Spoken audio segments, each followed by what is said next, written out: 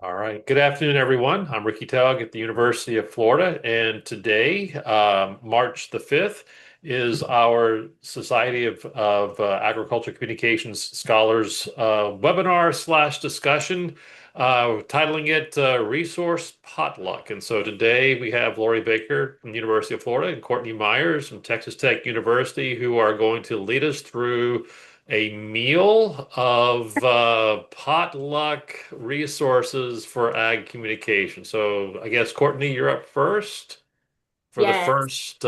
first course or so, or whatever you want to call it. So thank you very much, Courtney and Lori. You bet. Well, thank you all for joining us. I know how valuable your time is in this busy part of the semester, as if I don't know when the slow part of the semester is, but we hope that you all will leave here feeling full, full of new ideas, full of new connections, full of motivation, or maybe just feeling a sense of, okay, I think I can tackle that thing now. This was really helpful for Lori and I to reflect on some points, but we recognize we're not the experts in the room, and I hope that you all will feel empowered to bring your nourishing details and suggestions to the table. So, Lori and I put together a quick little PowerPoint just to keep us organized. And this is us. Thank you, Dr. Taug. He's already introduced us. But Lori and I go way back, believe it or not. And I was reflecting on this topic and starting to put some ideas together. And I thought, you know what? Lori and I went to a lot of potlucks together when we were in grad school. And in fact, our group put together a cookbook.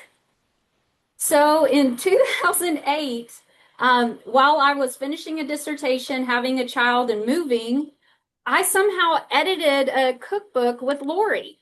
So our friendship and connection goes way back. And I think if anything, I hope this just underscores the power of connection and the value that we get in taking moments like this to share ideas and resources. So Lori didn't know that I threw this in there until I sent her the slides last night. So Lori, any other comments on this?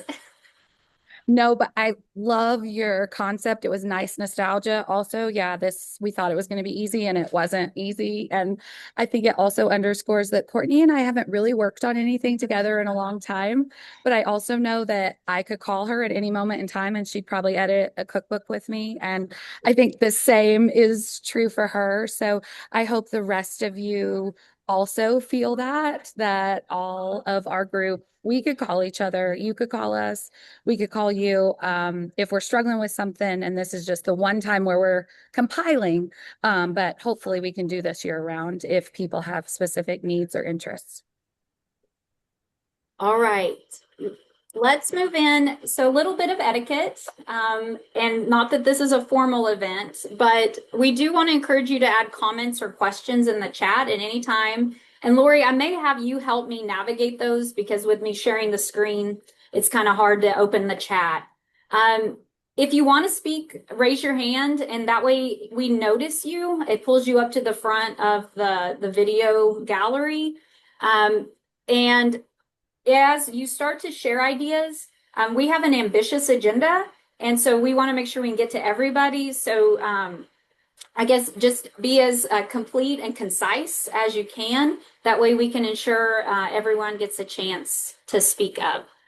So with that, I want to move on and just kind of provide an overview of our direction, the courses, you could say. What are the different casseroles we have in store? We asked for you all to complete a survey just so we could get a pulse on what are the pressing issues and topics that many of you are facing. So we've bundled these into these four areas. So we're going to talk about each of these. I'm going to include questions that you provided in the survey. These are certainly not exhaustive. There may be other things that come up as we share resources and answer these questions. So I'm going to turn it over to Lori, and she's going to get us started with the graduate student development and mentoring. Right. So one of the reasons this resource potluck came about was because a team of us have worked on a higher ed challenge grant to develop some modules for graduate students to learn about science communication. And the goal really was to design it for non-majors, but there might be space within your majors depending on what courses you teach to include these. They are fully available now through the Pi Center website. I think I can put a direct link in here. I will in a minute when I'm not talking.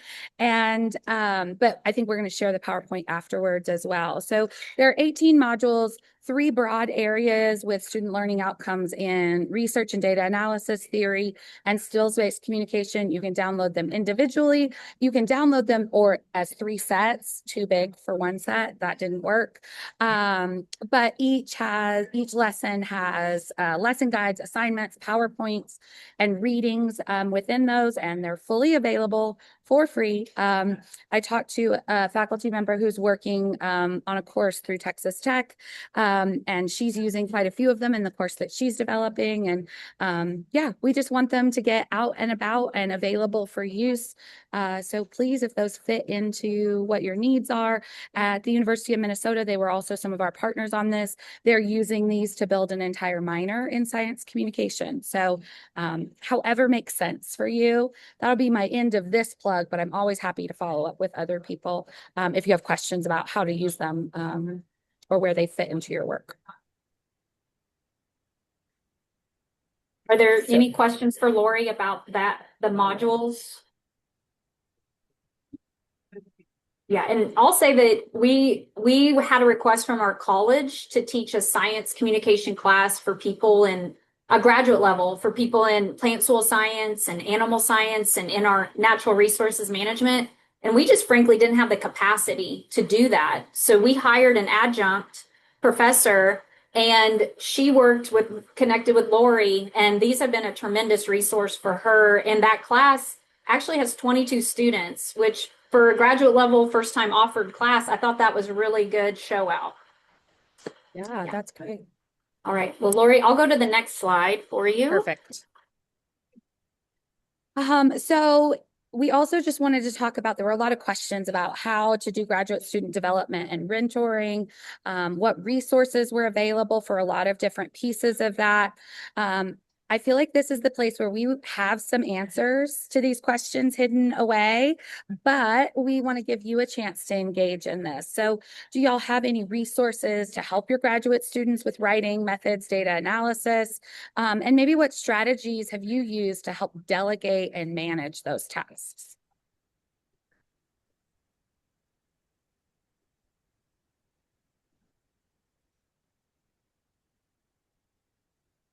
Anybody?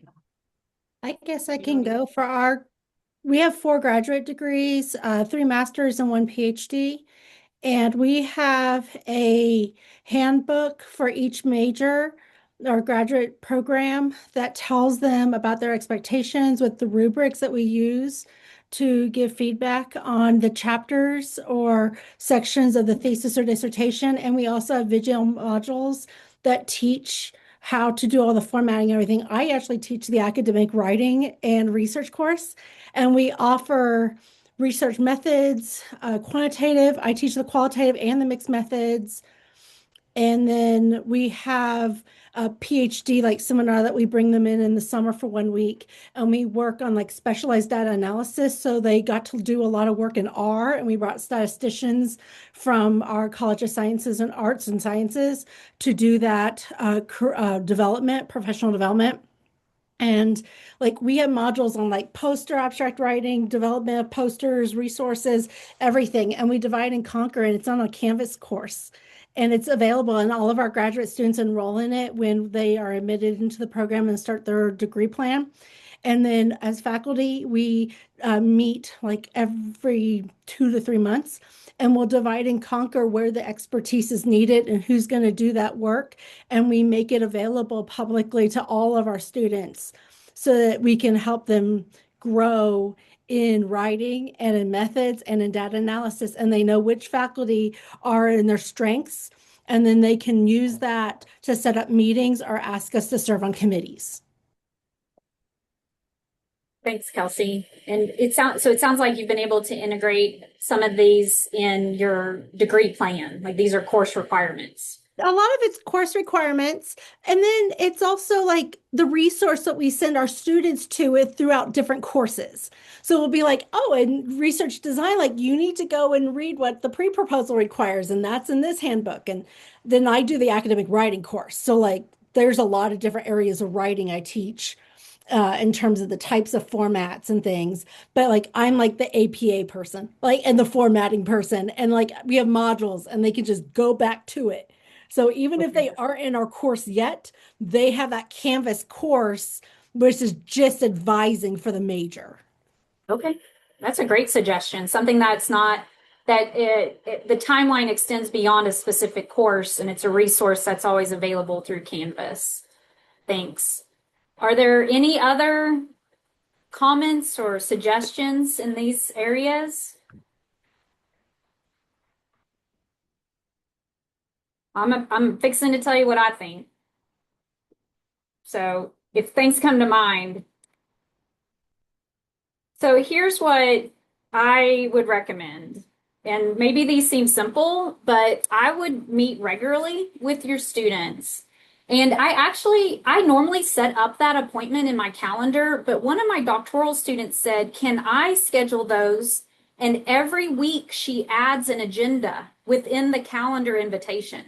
So every week I can go and see what does she plan to talk to me about this week. She has links to on OneDrive files, and it's really a useful tool. And I think I'm going to use that with my other students. I mean, she's a doctoral student, so she's a little more self-motivated, but that has been really useful. And to have a regular meeting time. Team meetings, Dr. Fisher couldn't join us today, but she has Fisher's Flock. She has quite a few grad students who are working together on projects. So she'll have team meetings. And those of you who have enough students to justify that, I think they learn as much from each other as they do from me. So having team meetings, that also helps with time management a little bit. Asking them to use their peer network, ask three, then me. Like, are there three resources or people that you could talk to before you come visit with me about it? Have you found a book or an online resource? Um, Sometimes I think they're paralyzed by perfection and they're scared to admit they don't know. So I'm just trying to break down that boundary. This next one is one that one of our project directors is using when she meets with students she supervises. And I thought it was a really clever way. Sometimes students don't know what should they come to the meeting prepared to discuss. So she has a running list in Teams, and every week they're supposed to update what accomplishments have they made since last week, where are they running into trouble, what questions or ideas do they have, and then what are they going to do next. And they fill that out together in the meeting as well. So I thought that was a really nice way to organize it and to help some of our master's students get a little more accustomed to a meeting agenda and what they should be coming to in the meetings. Finally, using examples and sharing resources. So much like Kelsey's point about creating a Canvas course that lives on, we use Teams a lot. Love it or hate it. That's what we have. And we've been trying to do more with adding examples. So when students say, do you have an example of posters or papers or theses? We can say, actually, yes, here's some that I've supervised, and we point them that direction. I'm a big fan of the academic phrase bank. I can drop in the link here in a little bit, or you can Google it. It's from the University of Manchester. It's not AI. It was around before ChatGPT, and it gives students wonderful sentence stems for what they should be including in each chapter. So that's a lot. Lori, are there anything in the comments or questions that we should discuss before we move to the next topic? There have been a lot of great things happening up here. Other people are also doing team meetings. Katie Starzyk said she's doing working team meetings at a coffee shop, and dedicated work time side by side outside of the office. That's a strategy I've also used quite a bit too. And other graduate student agreements for mentoring and discussion explanations. and having maybe a living document with all of those things from semester to semester to be prepared for annual review. That came from Kelsey Hall. So great idea. I do also something similar in Teams. I have Laurie Baker's lab and we keep things there. I also have a Pinterest board that I'll put in here for academic poster design. Because, you know, that's what my Pinterest has. So I put the link to that in there. It is a group board. So if you request to be able to contribute to it, I'm happy to grant more contributors to it as well. Thanks, Lori. And if you're looking at this photo thinking, man, she looks happy, it was staged. So, yeah. That's not what you look like every time you meet with your grad Not student? every time. I do remember these students fondly, though. Okay, Lori, did I say you were doing this one or me? Me? I think. Okay. Yeah. So the next topic is course design and instructional rigor. Ooh, never ending. And if you live in Texas, this has taken on a whole new meaning lately. So these are the key questions. There's quite a few here. I have a couple resources I want to share on the last point about working with clients because we do that in a couple of our classes. But you can see the other questions deal with structuring online courses. And I don't know about y'all, but our undergraduate on-campus students are wanting more online courses so that they have flexibility to work or to manage other things. So it's a different set of students. They're not truly online all the time. They can stop in if they wanted to. But what are some best practices or resources you all have found to address some of these questions?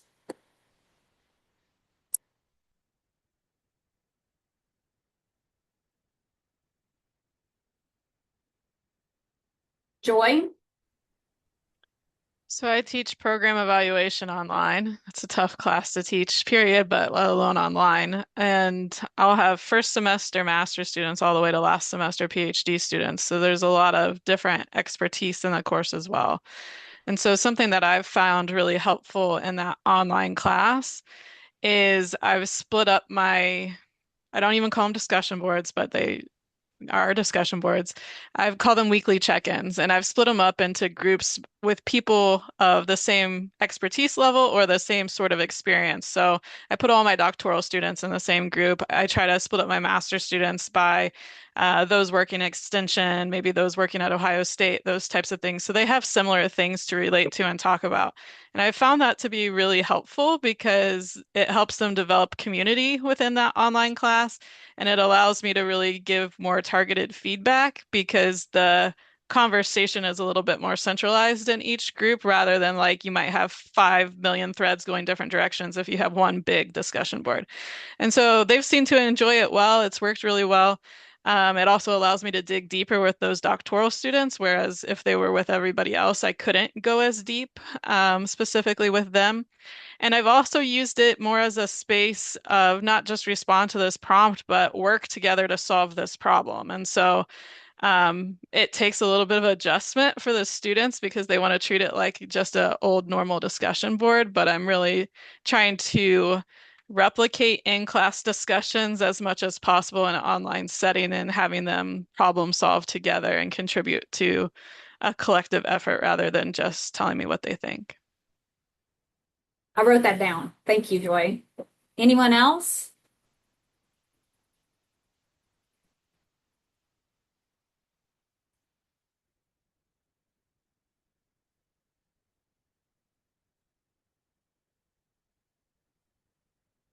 Lori, have you found anything that works for you in these types of classes?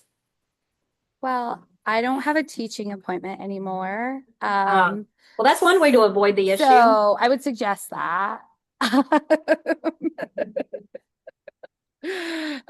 No, but I'm excited to hear what everybody else is doing. I do know there are people within our institution that are using tools like Packback and Yellow Dig and have had really great experiences with those. If people are interested in that, we can connect you with the people that are using those.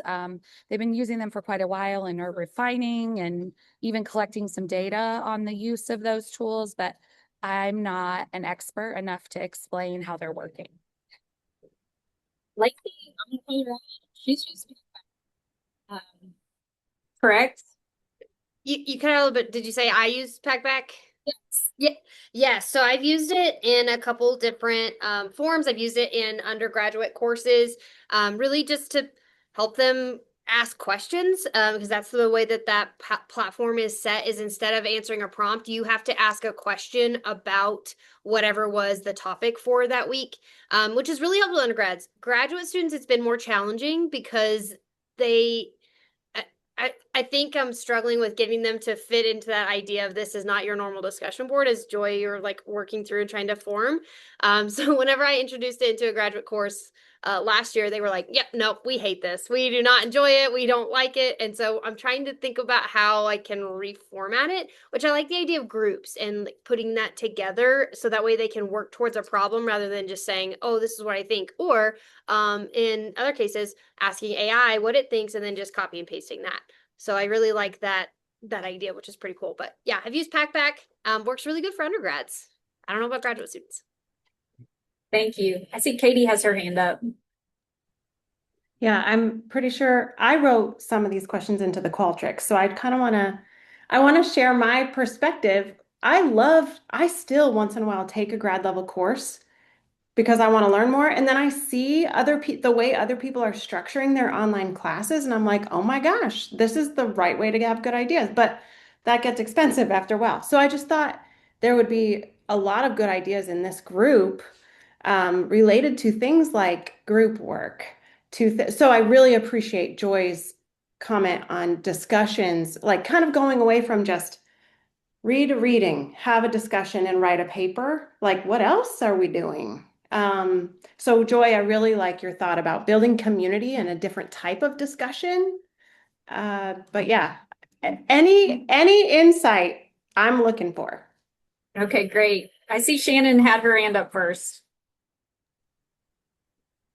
So, what I try to do is I also have a program development course that I'm teaching right now, and I do have 3 discussion questions most every week, but I try to vary how their responses look.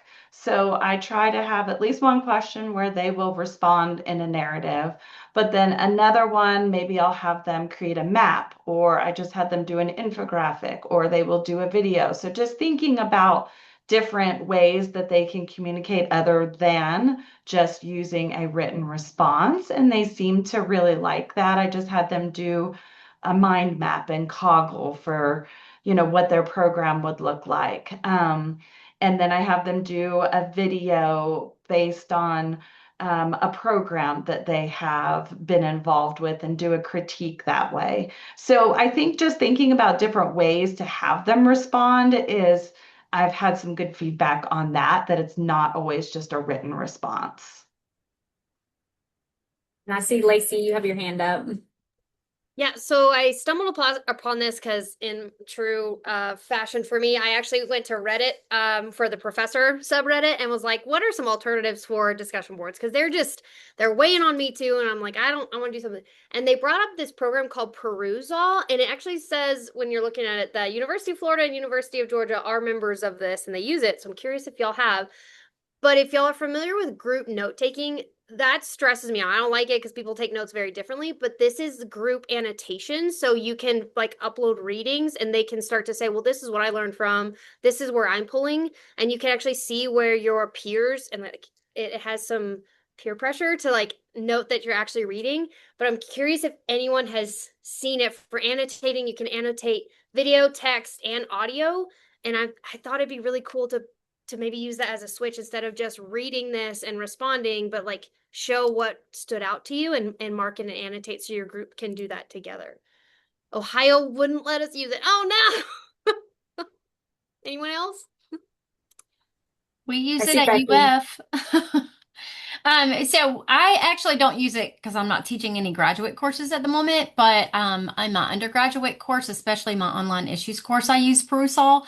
It is fabulous. It creates such good conversation. So the only trick to using Perusall is that you have to actually use a text that can be given permission to be used online and how the software works. But fortunately, I have a text that works with Perusall. So at the beginning of the semester, the students will purchase the textbook through Perusall. So there's all kinds of codes to make sure that's done correctly. And then I will have them read like a chapter a week, depending on how I lay it out with the time schedule. But then I will divide them into groups. So right this semester I have 60 students. I have them divided into 10 groups of 6. So I can choose those groups or I can randomly assign them to those groups. And so you can change them halfway through the semester. I usually don't. I kind of let them stay in the same group they've been in so they get to know each other a little bit. But then they annotate in the text and you give them prompts. And then when they see something, they're like, oh, this is interesting. They can annotate that. Like, this is really interesting because blah, blah, blah, blah. And then one of their classmates that's in that group can respond. Oh, yeah, I didn't see that, but I think that's interesting too. Or whatever. I mean, it actually gives points for quality. And so Perusall does that. And so it auto grades everything. So I can go back and look and see the conversations that are had, but I don't have to insert any grades in the grade book. So I like that. I grade other things, Sure. but that's at least one thing that I can do to create an engaging atmosphere without having to add to my workload. So I love Perusall. That sounds great. And I'm keeping an eye on the clock. Becky, you may need to come back and do a webinar about that tool and how to use it. I think if anything, we're starting to identify some areas of commonality that deserve more attention than we can give it today. Lori, I'm going to move on to the client discussion. Is there anything in the chat to bring up before I do that? I think mostly just confirming doing similar things, some places that won't be able to use it. And yeah, some excitement for Perusall. So yeah, we should have Becky back. We could also have Heather Young back because she's using a couple of other of these tools that might be great to share since there's such a strong interest. Yeah. And check with your university first because there's a lot of red tape about using some of these tools. Well, let me move on to the last bullet points were about working with real clients. So I believe in this. I believe in community engaged teaching and service learning. So, but it's not without its frustrations or headaches. And so this is really quick. A few things that, and we could do a whole webinar on this topic. One is when you're selecting a client, I think asking yourself, do you select or do your students select? So in our campaigns course, Dr. Fisher selects the clients and vets them. And I'm going to show you one of her resources for that. In my Communicating Ag to the Public class with 34 students this semester, they pick their own client. And so they go through that process of reaching out to someone, of establishing the relationship and all of that. So this screenshot that's in here is frequently asked questions that my students anticipated being asked. I said, what do you think your clients are going to want to know?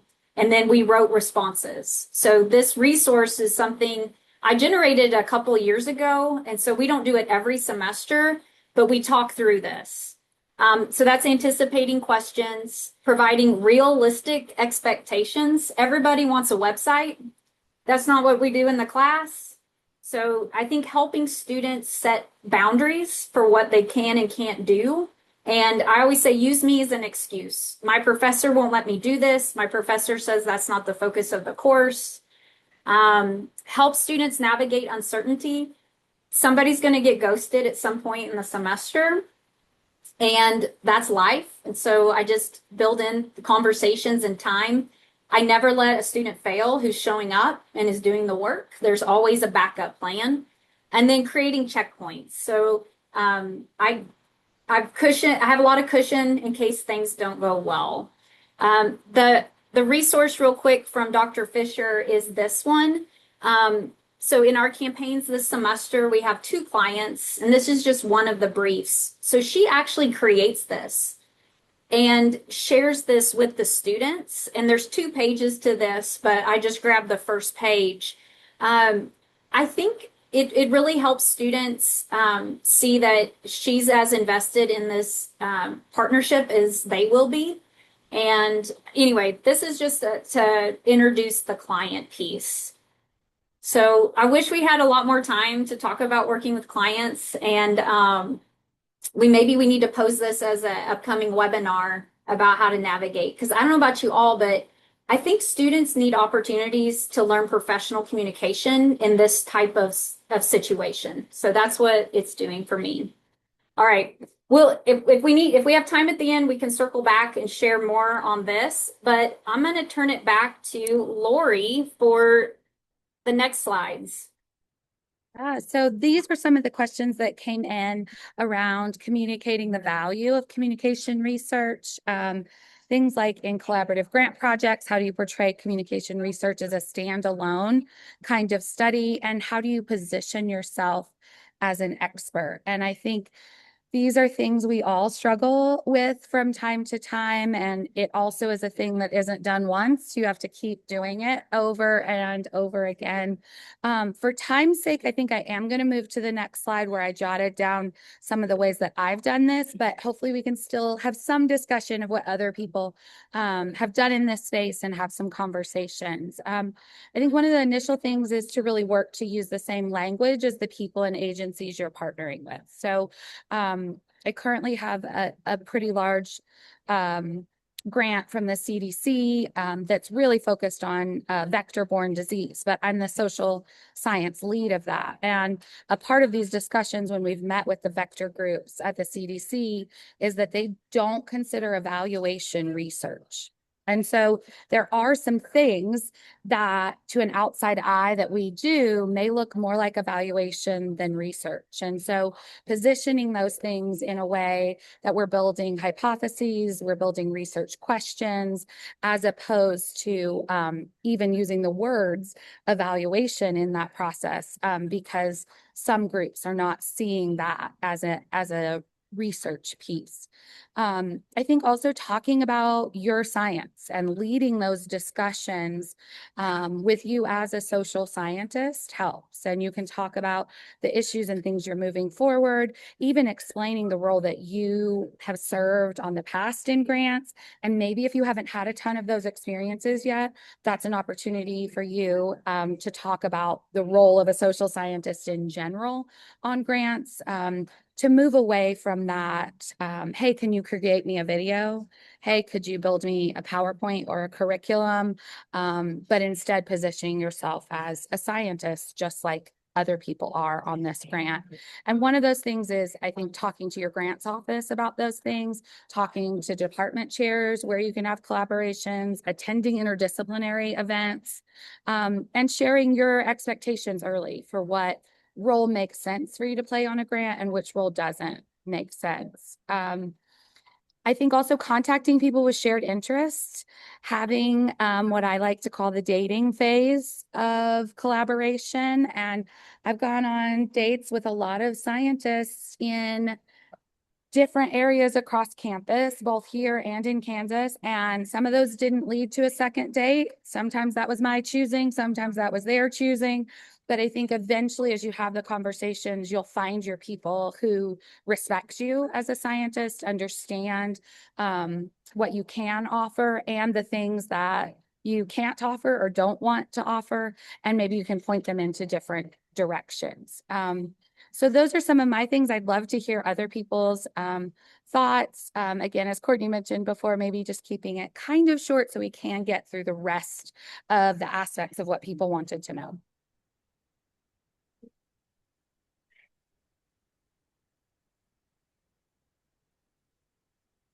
You may have done such a good job. Everyone's on board. Well, yeah, and I'm also happy to follow up with people if you have questions about how to position yourself in this way too.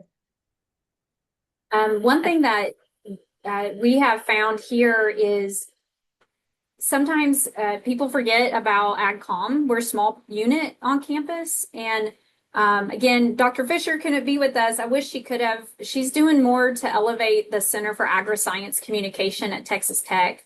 And people need a resource. So if you can find a way to share your research expertise online, and most of us have required to have some sort of bio, but if there's a way to share your research expertise, and Lori, I really appreciate your comments and using terminology that other disciplines would recognize and value. We've had a lot of success lately with the Texas Produced Water Consortium. Produced water is the water that's generated in the oil and gas industry that they're not really sure what to do with. And they are thrilled to have us on board to try to navigate this sticky issue. But all of that happened because we had a date. Yeah, we had a date with someone and it went well, and we thought this could be a lasting relationship. So thank you for sharing that, Lori. All right. Well, if the other things come to mind, let me move on. That way we can get to the one that, I mean, it's time management. So we'll tackle this real quick. Everyone's got this figured out, right? So the question, was this me to lead? I think it was, yeah. So the questions are, how do you balance teaching with other responsibilities? We can't all, Lori just got rid of teaching. That's how she did it. But for the rest of us, what strategies have worked to help you prioritize your time? So I want some ideas, please.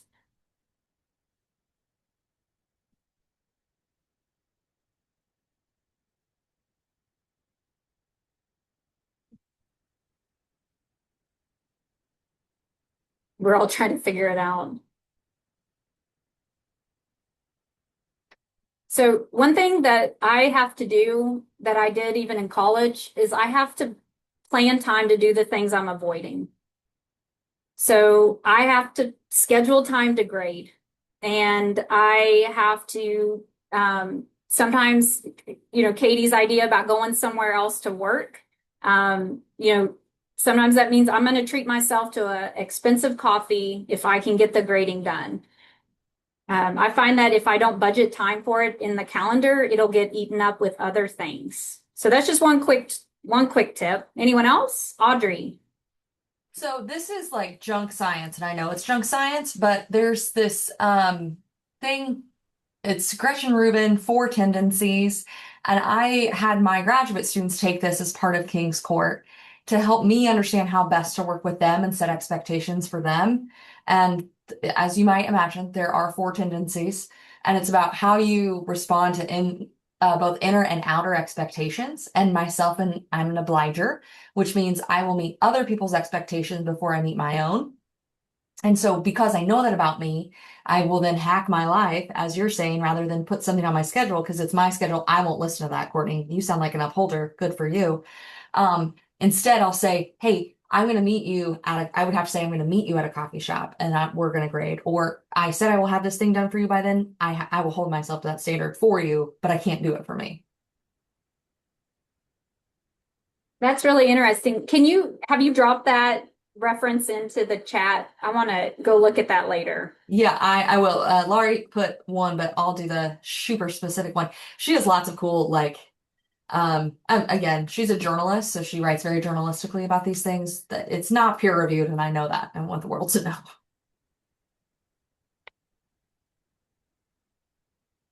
Other thoughts, things that you have found work well for you? And maybe you're adding them into the chat and I can't pull them up right now. One thing that I always push back on is the word balance, especially work-life balance. It's a pendulum. Some days it's going to be shifted more in one direction than the other. Early in my career here, I read a book called I Know How She Does It, and it was about time management. And two things that stood out to me from that book, it was about working women with kids and balancing those responsibilities. But it was the idea of split shifts. So I have to leave work today at 4 o'clock to take my daughter to something. That means I'm probably going to be back on my computer at 8 or 9 tonight once things calm down. The other is it's okay to never see the bottom of your inbox. So I just have to let the emails live there. And some people are like, I can't believe you have so many unread emails. And I'm like, I'll get to them. And if it's important, they'll call me or text me or they'll email me again. And I think it's just that giving ourselves a little grace that we're balancing what we can in the moment. So those are two things. Anything else come to mind before I move on to the next slide? I might just jump in with two strategies that people have told me that line up with what you're doing. One thing is a friend of mine, he actually read some details about this. I just stole the parts that worked for me. But because the inbox looks so overwhelming, I've created a folder that's just called Resting Place. And when I get to a point where I'm overwhelmed by them and I know that I can't respond to them, I copy all of the emails that are in my inbox and I move them to the resting place. And then they're still searchable. I can still find that information. If I have spare time, I can go back to them. The other one is actually something Courtney taught me years ago, is for all of the responses that I get all the time, or the questions I get all the time by email, particularly right now as grad coordinator, I have a signature for each of those responses. So if they want to know about the education, graduate, specialization within our program, I have a signature that already has all of the pieces related to that, the faculty related to that, and then I just have to put their name in. And so I've done that for a lot of things that I get multiple questions on. And some of those are things like, what role might you play in grants? What are your most recent publications? And those draft signatures are a real time saver. Thanks, effort. Yeah, I still use those every day. I just take it for granted. Yeah. Okay, let me go to the next slide, and then we have definitely an opportunity to wrap up. So I'm sure you all have seen this decision-making quadrant before. One of the earlier questions was about delegating. And I admit I struggle with that because I can just do it faster than trying to explain it to somebody else and check their work. But if I can teach it well enough that they can do it, then I don't have to do it again. And so it's about recognizing, if it's not real important, but it needs done right away, you could delegate it. If it's not urgent and not important, you could delete it. So this is a quick Google grab. There's lots of resources out there in this. I don't sit here and put things into each box every day, but I think mentally we're always doing that. I was working on some stuff last night and I had this list of things that I really need to get done.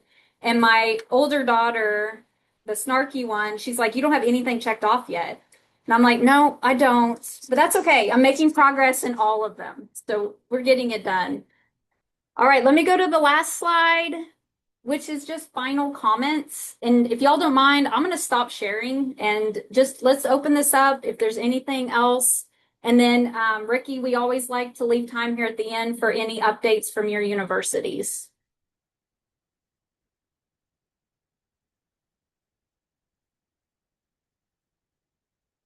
Lacey. So I tried the quadrant thing at one point. I learned I have anxiety that limits me from being able to separate what is urgent / important, such whatever. But I did find I took a training with Microsoft, and their like Microsoft Planner is based on Kanban, which is how you can separate things out by like progress stages. And that has really helped me feel less like everything is urgent, because it is, but I can have a stepwise that moves it from here's a bucket and those things that are moving and checking off with the bucket type, because I was like, I can do the quadrant and I can't. It's I struggle with a long time with it, but the Microsoft Planner, even if you don't like that one, just look up Kanban, like production, and it's helpful for those that maybe the brain gets a little too spicy in that area. So, yeah. Thanks, Lacey. I'm going to read back through everyone's comments now that I can see them, but I guess I'll end and I'll let Lori say thank you all for being here. I think, it's important that we lean on each other and that we use this network and sharing little tips and tricks that help you in your daily tasks. If you save a little bit of time or have a little less anxiety, or a little more confidence in certain areas, then I think we've accomplished our mission today. Hopefully you all feel full. Lori, anything else? No, ditto to all of those things. I feel very full myself. So thank y'all. All right, Ricky, over to you. Hey, thanks, Courtney. Thank you, Laurie. Boy, yeah, we're gonna have a siesta afterward. Everyone take a nap after a full meal there. So many food illustrations here. So we do have a little bit of time. Like Courtney said, we usually try to hold a few minutes at the end of presentation if you have any updates or announcements or anything going on. I know this is getting to be association conference meeting season. I didn't know if anyone had anything to share with upcoming meetings there or something going on at your university. So this is the time to do so. Anyone want to do a virtual hand raise or unmute? I can see everybody, I think. Anything going on? Real, Okay. real quick, I'm on a search committee for our teaching, learning, and professional development director. It is a master's preferred position, but it is an incredible opportunity if you know anyone who cares passionately about higher education, teaching development, they do a little bit of graduate student training and teaching. I'd be happy to visit with you, or if you can direct them my way. Anyway, I'm on the search committee and the position is available now. Okay, great. Thank you. Jamie. Hey, so I guess a couple updates. One is for University of Tennessee Alex department head search. We are um close to the end of the process, I guess. We're bringing in some candidates in April, so then we should find out who department head's going to be by the end of the semester. And then in terms of like managing our schedules, we had a graduate meeting the other day to discuss our PhD program, and we decided on the students that we were going to admit to our new PhD program, and after that meeting decided to close applications. So the students that are admitted will be in the program, and then once we have any more capacity, we'll reopen the applications, but that probably won't be for at least until the fall. Okay, great. Thank you. Thank you very much. Anyone else? I'm sure many of you are in this same space, but if you have any lovely undergraduate students that would just be a great fit for graduate school, send them Oklahoma State's way. I have my TA doing mostly digital media stuff I have open. And also Dr. Coleman and I have a grant that was funded in September that we're looking for a great student to do some, like we're implementing some AgCom-ish social science-ish curriculum in school-based ag ed. So we're looking for a student that would be able to help us lead some evaluation efforts on that. Perfect. Thank you. Anyone else? Updates? I'll, Whitney. I'll give an update for ACE. Your paper decisions will come out today, and registration will open in March. They haven't officially opened, but poster will come out very soon too.